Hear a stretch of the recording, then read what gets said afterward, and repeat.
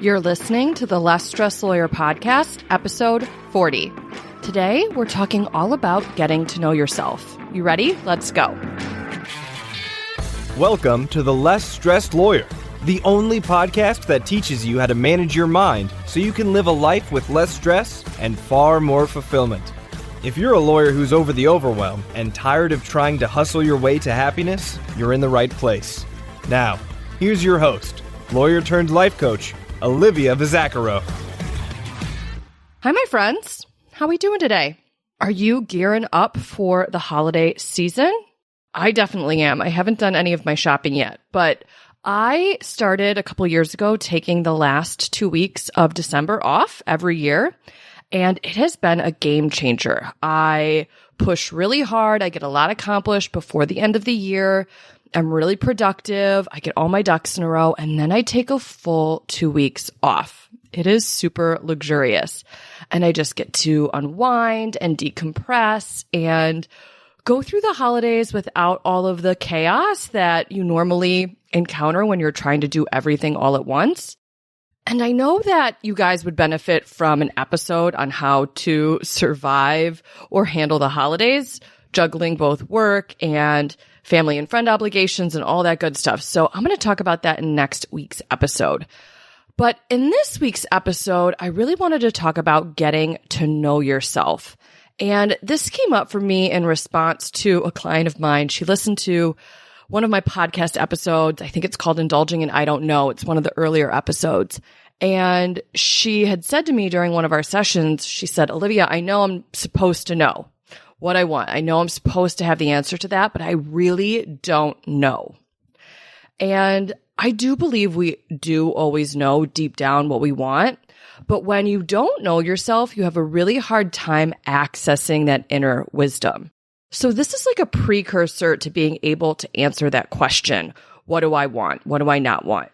Separate and apart from that, though, it is just really wonderful to know yourself, to know who you are, because it is really hard to like who you are if you don't know who you are.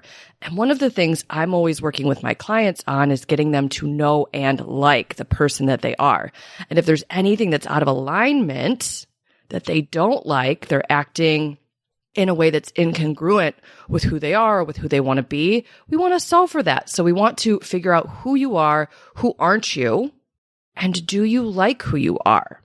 Now, you may be wondering, what leads to us not knowing who we are, right? What gets us so out of touch with ourselves that we don't really know our preferences. We don't really know our likes and dislikes. We don't really know ourselves.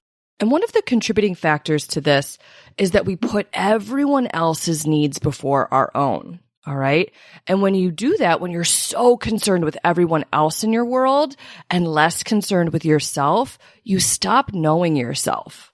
Because you're bypassing what it is that you prefer, what it is that you want in order to take care of everyone else's needs first, right? You neglect yourself, you abandon yourself.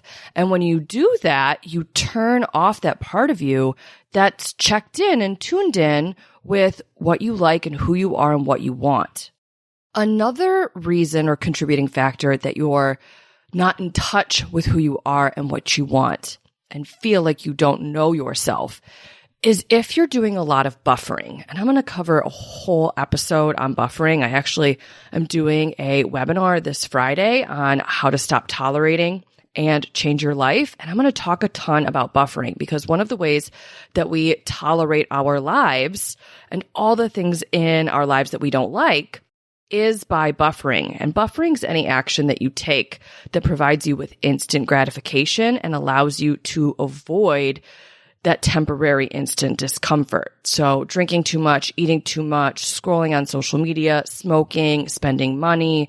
I used to travel as a buffer, sleeping, watching Netflix, all those things, right? So if you're doing any activity that numbs you or distracts you from yourself and from your life, if you're doing a lot of that, you're really not going to be in touch with yourself because you're numbing the things that you don't like and you're just out of touch with who you are. All those distractions really prevent you and inhibit you from ever truly knowing yourself. Especially if you buffer to avoid boredom. When you avoid boredom, you really stop yourself from knowing yourself at the deepest levels and figuring out what you like and what you dislike. When you're doing a ton of buffering and you're seeking that instant gratification, you are not in tune with what you're thinking and feeling. You're literally doing the behavior in order to avoid what you're thinking and feeling. So when you're avoiding what you're thinking and feeling, of course, you're not going to know yourself, because knowing yourself is knowing what you're thinking and feeling, right? Understanding why you're doing the things that you're doing, which of course are driven by the thoughts that you think and the feelings that you feel, or the feelings that you're actually trying to resist, avoid, or you're reacting to, right? So we want to put you back in touch with what you're thinking and feeling. Now, if that sounds scary, if you're like, Olivia, I don't like to be alone with myself, I don't like what's going on up in my head, I promise you it's safe for you to explore that. It won't kill you. You really want to drop that narrative and rewrite that part of the story that you're telling about yourself. It is okay for you to be alone with your thoughts. It's okay for you to be alone with your feelings. You do want to get intimate with yourself and know those things about yourself, because if some of them aren't good, we want to tweak that and we want to remedy that so you can feel better and you can take action that supports the life that you want to have. Also, it's okay to think negative thoughts and feel negative feelings sometimes. That's part of the human experience. So this isn't getting to know yourself so it's all rainbows, daisies, and sunshine. It's okay if some of what you find is negative. We're constantly a work in progress. We're constantly improving. We're ever evolving. So you want to know the good and the bad, all right? I don't even want to use the term bad because it's not really bad. It's just your nuance, right? We want you knowing your nuance. Now, the last reason you may not know yourself or be in tune with what you like and what you dislike and who you are is maybe you've gone through a recent transition. Something really drastic has happened recently. Maybe you've lost a loved one, or you've changed jobs, or you've lost a job, or you've gotten divorced, or anything like that, right? Maybe you've moved and you feel disconnected from your past self. You're like, I don't know this new version of me. I don't know what that version of me is like. Who is this person? Then we want to start exploring and get you knowing this new version of you, okay? Now, one of the first things you want to start doing in order to get to know yourself is you've got to spend time with yourself. Because if you're constantly distracted by other people and you're in another person's company at all times, you never really get to explore yourself and go into that head of yours and figure out what you like and what you dislike and who you are and what you want.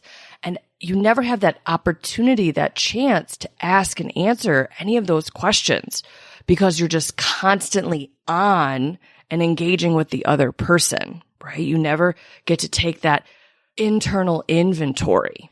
So if you're going to embark on this journey of getting to know yourself, and I highly recommend that you do, I think this is the work of our lifetimes, is to intimately know ourselves better and better and better and better with each day, with each month, with each year. If you're going to embark on that journey of self-discovery, of self-knowing, you're gonna have to spend time with yourself. Now, you can, of course, do this in the privacy of your own home. Carve some time out, maybe where you journal, you sit with yourself, you meditate, you ask and answer some of the questions that I'm going to pose to you in a second. That's one way to do this. I also highly encourage you to get out into the world on your own. I recently published a post on social media all about being independent.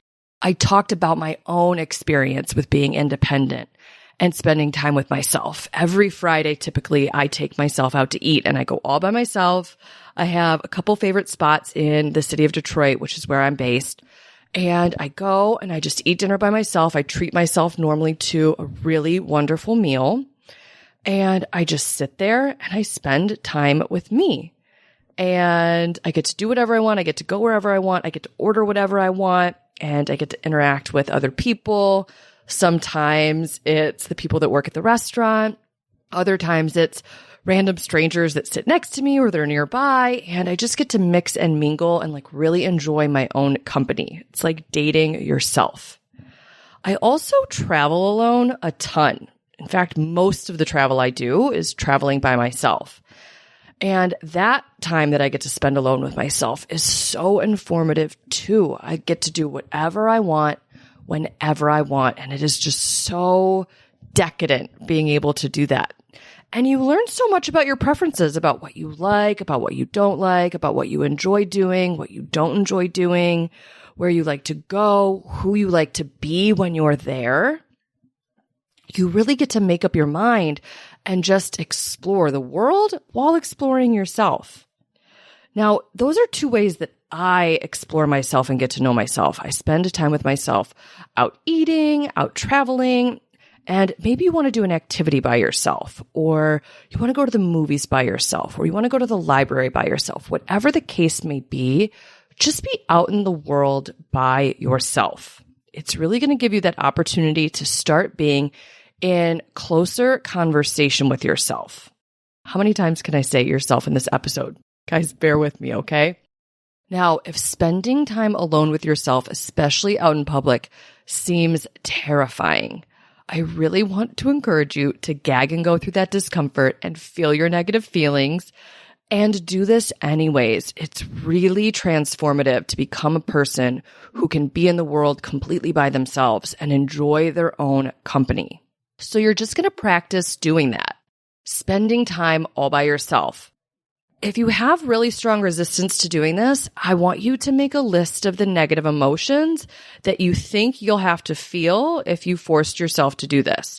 Are you going to have to feel embarrassed? Are you going to have to feel awkward, maybe exposed, maybe judged, right, by other people? A lot of people that talk to me who are resistant to doing this, being out in the world by themselves and doing things solo, they're so worried about what other people are going to think of them. So if that's you, you're going to just have to feel a little judged, exposed, and embarrassed, all right? Or maybe misunderstood. You're going to have to let other people have an opinion of you. I promise you, they really don't care that you're out in the world on your own. In fact, a lot of people who see me out in the world on my own, whether it's eating out or traveling alone, they really admire it. They're really curious and intrigued by the fact that I'm able to do that. I tend to inspire other people when I'm out in the world in that way. So I end up meeting a lot of wonderful people and we talk about it.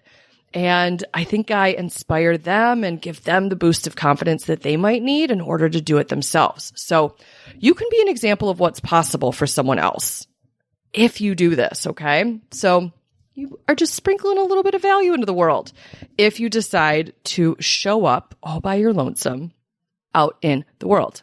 So make that list of negative emotions. Get really clear on the feelings that you'll be forced to feel, and then get clear on the thoughts that you're thinking that would cause you to feel those feelings, right? You want to find that thought and feeling combo, those TNF pairs.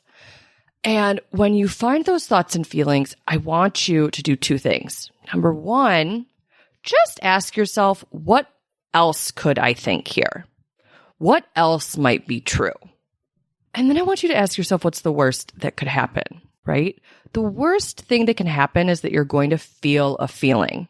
And you've survived every feeling you've ever felt, all the good ones and all the bad ones.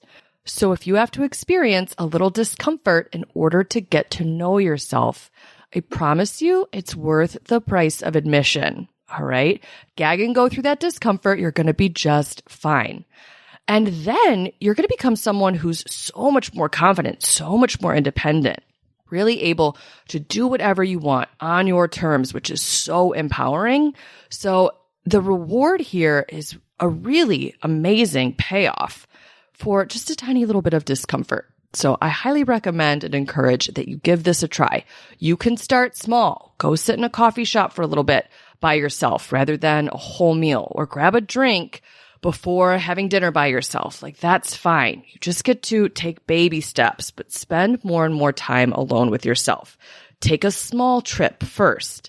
Maybe just drive somewhere for the day. Go spend the day in a new city. And then you can take a flight by yourself. And then you can travel throughout the US. Maybe go to someplace you've already been before, so it's a little bit more familiar to you and maybe not as intimidating. And then you can amp it up just a little by little. every single time you do this. So maybe one day you're taking, a European vacation or an excursion someplace really remote all by yourself if you want to, but you don't have to start there. Just start with baby steps. Start small. Now, the first question to getting to know yourself that I want you to start with is, what do I like? I want you to start to figure out what you like and what you dislike. All right. And whenever I give this homework to clients, I always talk to them about the movie Runaway Bride. I don't know if you've seen that rom-com. It's with Julia Roberts and Richard Gere, and she gets engaged to a bunch of different men and then she leaves them at the altar. Try not to do any spoiler alerts for those of you who haven't seen it. It's actually a pretty good rom-com. And one of the things that she does with all of these fiancés of hers is that she steals their egg order. So every time she dates and gets engaged to a new person, she orders her eggs the same way that they order theirs. And Richard Gere at some point in the movie calls her out on this. He's like, you don't even know what kind of eggs you like. And it's true. She doesn't know what kind of eggs she likes. She changes them constantly just based off of other people and to kind of be easy breezy and go with the flow, just to not ruffle any feathers or be disagreeable in any way. And maybe that really resonates with you. Maybe you hide your preferences or don't know what you like because you're just always trying to be easy breezy and go with the flow and keep the peace and be agreeable, right? Putting other people's needs and wants and desires before your own, like I talked about a second ago. And in the movie, she goes through this like self-discovery process, right? And one of the things she does while she's on that self-exploration journey that she takes is she orders all different types of eggs and she tries each and every one of them to find out which ones she likes and which ones she doesn't like. And through that process, she discovers that all of the egg orders that she had been previously ordering, she didn't prefer any of those. She actually liked something completely different. And I think this is so fun. You get to do this with things in the world too. So it can be food that you think that you don't like. Maybe you do, maybe you don't, right? Maybe you have some preconceived notions about things that you think you wouldn't like, but you've never even tried them before.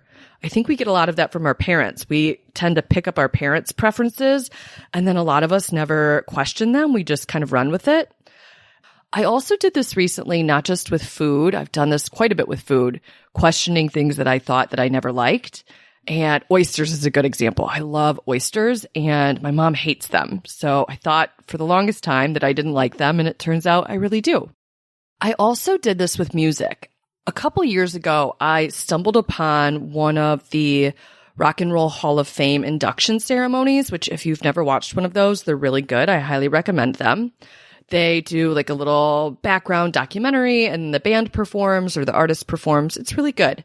And it exposes you to maybe a lot of music that you hadn't otherwise heard. And you get to learn about the artists and how they came to get where they are today. So it's just really informative. And if you're as curious as George, like I am, and you really like to learn, I think you would really like these induction ceremonies.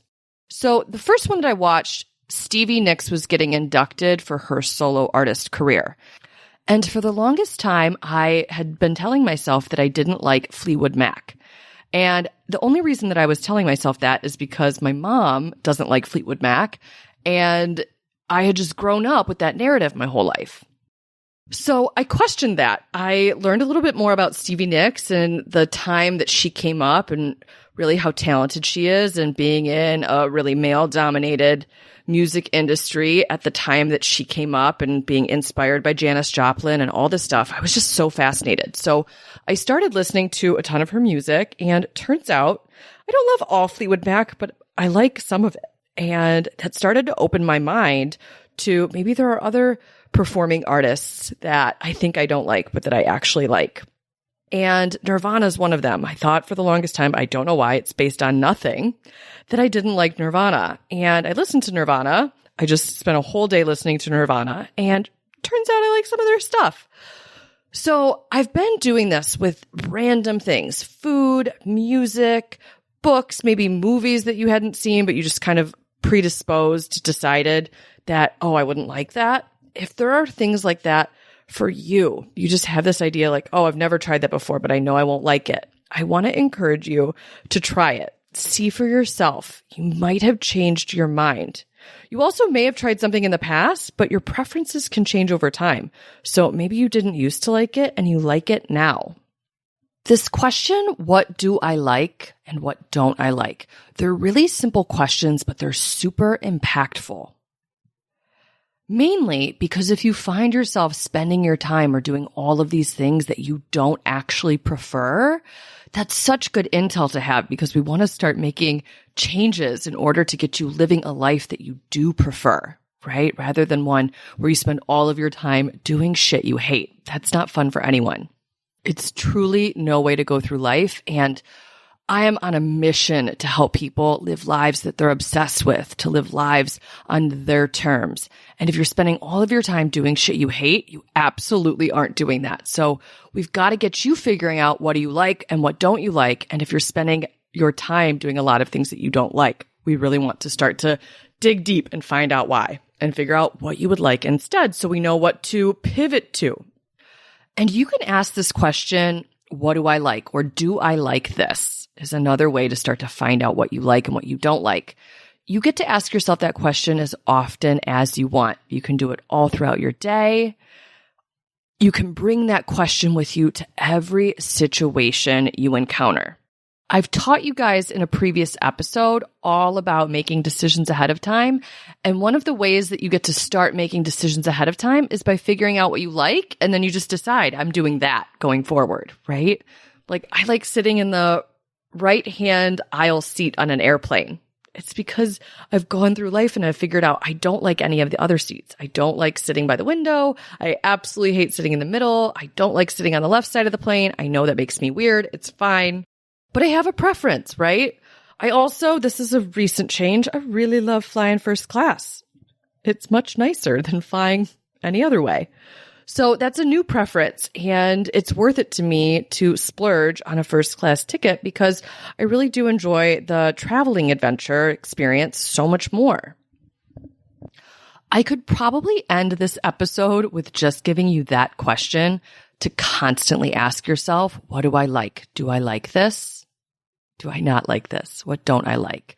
Just that body of questions right there. But I'm not going to. I want to give you some more questions so you can really take getting to know yourself to the deepest level so you can get really clear on who you are. So another question that I ask clients of mine a lot is, what do you like about yourself? And it always breaks my heart when they have a really hard time answering this question. They'll either immediately default to saying nothing, which is just devastating to me. And that's not me judging that answer. We're just going to work on it during our work together. If you feel like you don't like anything about yourself, I promise you, you do. You're just not used to having this conversation with yourself. So we have to build that muscle. So I actually make my clients make lists of the things that they like about themselves. I normally tell them that they need to write down 10 different characteristics or qualities that they like about themselves each and every day. And they're like, 10? You've got to be kidding me. That's so many. I'm like, yeah, 10. You're going to write 10 different things every single day. I don't care how big they are. I don't care how small they are. But I want you to do the same thing. Pick 10 things every single day that you like about yourself. As you answer this question, you're going to start to figure out who you are and who you aren't, right? You get to ask yourself the question, what are my strengths? And then, of course, the corollary, right? What are my weaknesses? I want you to know both of those things, not just one or the other, all right? I know it isn't always fun to explore your weaknesses, but you want to be intimately aware of what they are. And I want to encourage you. Judging yourself for having them is optional, so don't do it. Leave the judgment alone, all right? Just answer that question from a really curious place. What are your strengths? What are your weaknesses? We all have weaknesses. That's part of the human experience. It's not a problem. You just want to intimately know what they are because it's part of knowing who you are. You're a dynamic creature, right?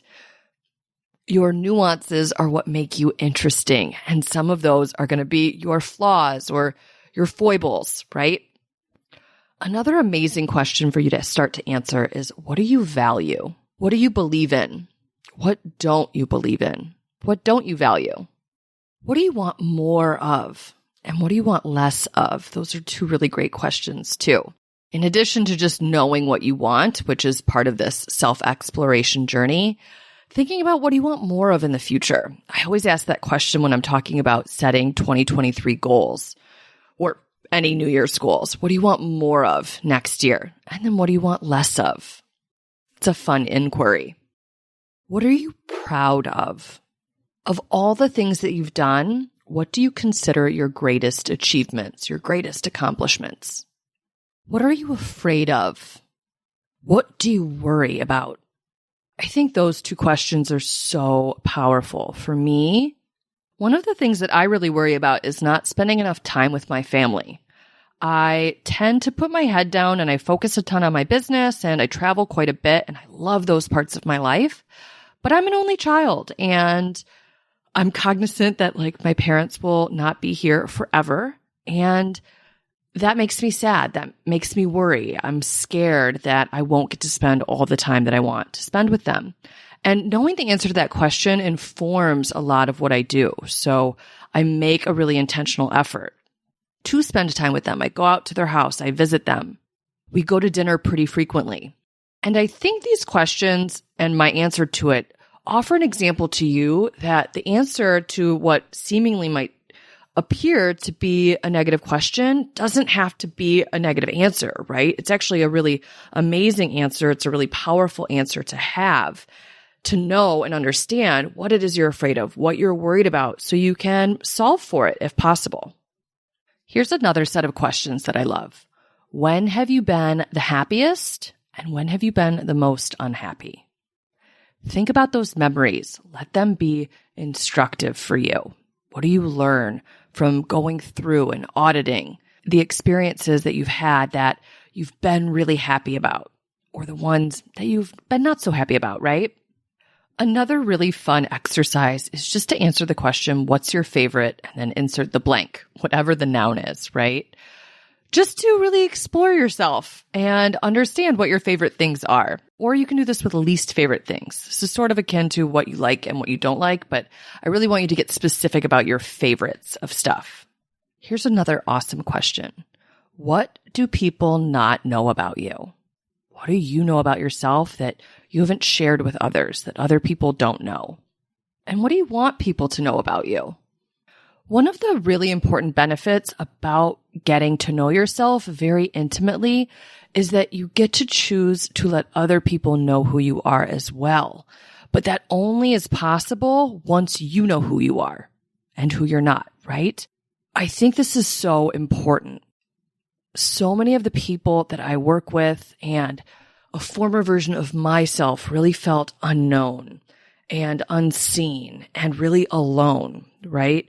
When you don't know who you are, no one else gets to know who you are either, all right? And that is a really isolating, lonely experience. So if you want to feel better, if you want to feel more connected to people, if you want to feel known and seen and understood, something that I believe all of us crave, you have to know who you are in order for other people to know who you are. So this process starts with you. Another fun question to answer is, what do you wish was different about you? What would you like to change? If you had a magic wand and could, what would you alter? What habits would you get rid of? What behavior would you stop engaging in? And who would you be? What would you do differently if no one had an opinion about your behavior? So oftentimes we hide who we truly are because we're afraid of other people's opinions, afraid of other people's judgments of us. So if no one had an opinion, what changes would you make? What would you do differently? How would you be different than who you are right now? And now for the most obvious question. What is it that you want?